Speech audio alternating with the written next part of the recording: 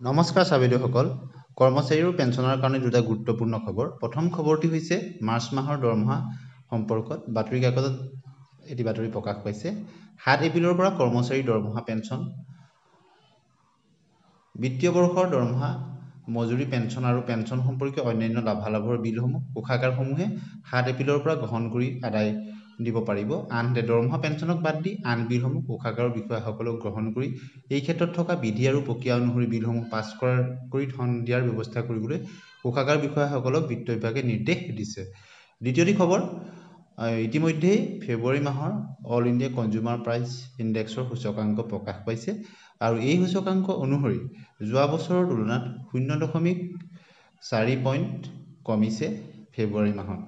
গতিকে এই 0.4 পইণ্ট কমাৰ ফলস্বৰূপে এতিয়া ফেব্ৰুৱাৰী মাহলৈকে কিমানখিনি ডিএ আৰু ডিআৰ ক্ষেত্ৰত বৃদ্ধি লাভ কৰিছে সেই সম্পৰ্কত আমি ডিএ আৰু ডিআৰ কেলকুলেটৰো আপোনালোকক দেখাম। আপোনালোকে নিশ্চয় দেখিছে যে 142.8 হৈছেগৈ, 0.4 পইণ্ট কমিছে পূৰ্বৰ তুলনাত। আৰু এতিয়া আপোনালোকে কেলকুলেটৰত দেখিছে 142.8 হৈছে, যিটো পূৰ্বত 143.2 আছিলে আৰু এতিয়া সেই হিচাপত 56.72% হ'লগৈ। ইতিমধ্যে কেন্দ্ৰীয় চৰকাৰে আৰু অসম চৰকাৰে 55% বৰ্ধিত ডিএ আৰু ডিআৰৰ ঘোষণা কৰিছে। গতিকে আগন্তুক জানুৱাৰী, ফেব্ৰুৱাৰী, মাৰ্চ এনেদৰে গৈ জুলাইলৈকে কিমান শতাংশ পুনৰ ডিএ ডিআৰ বৃদ্ধি হয় সময়ত